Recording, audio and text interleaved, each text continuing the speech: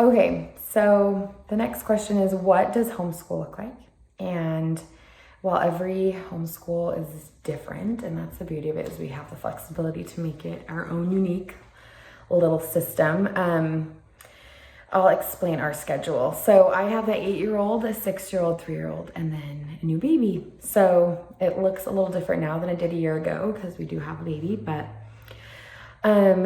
essentially what we do is my kids have a structured morning, and then afternoon is really pretty free on most days. We do have the flexibility that there's some days that we are out, we're at the beach, we're at the lake, or we're doing something else. So they have each like a laminated sheet that has what needs to get done each day. So in the mornings they have to clean their room, do their chores. They have things they have to do on the homestead outside with the animals and the gardens and stuff. So they have to get all those things done, brush their teeth, get dressed. And then they have a list of actual lessons that need to happen each day. And I have like a little checklist. They can just use like a little marker and check off what they've done.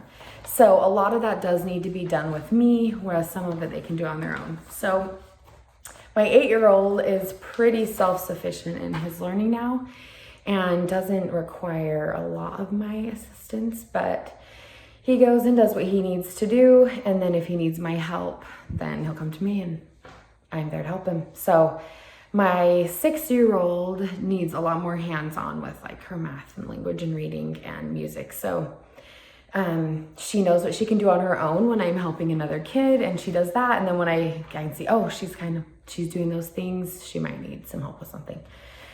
So we do all of our like language arts and reading and math, handwriting, and like Latin and Spanish in the morning, and music. And we get all that done before lunch because I found that their minds seem to be a lot more pliable in the morning and attitudes are significantly better. So we do morning, and then in the afternoon we rotate with the Good and the Beautiful, science and history. So like history we do Monday, Wednesday, science Tuesday, Thursday.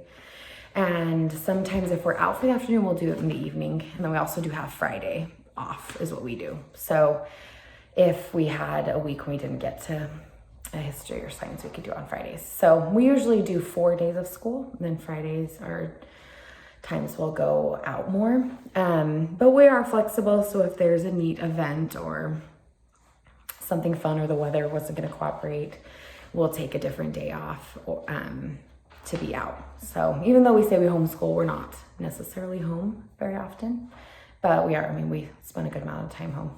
So my advice is to find a schedule that works for you, whether you do morning or afternoon, and stick with it. So we don't do the typical 9-month calendar of school. We do year round and then take the breaks and vacations and things when we want to. So that's why we've done it. I've heard a lot of moms have had success doing it, like a 6 weeks on, 1 week off, 9 weeks off, on, 3 weeks off. So some way that you can find to not have burnout for sure.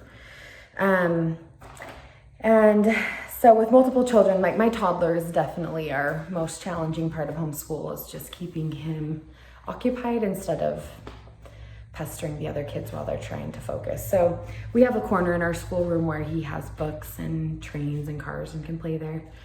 And then my baby is either in the jumper, wrapped to me in my arms, napping, or I'm nursing and we're doing math or something. So we're very flexible because we have to be when we have all these kids and we're trying to teach them.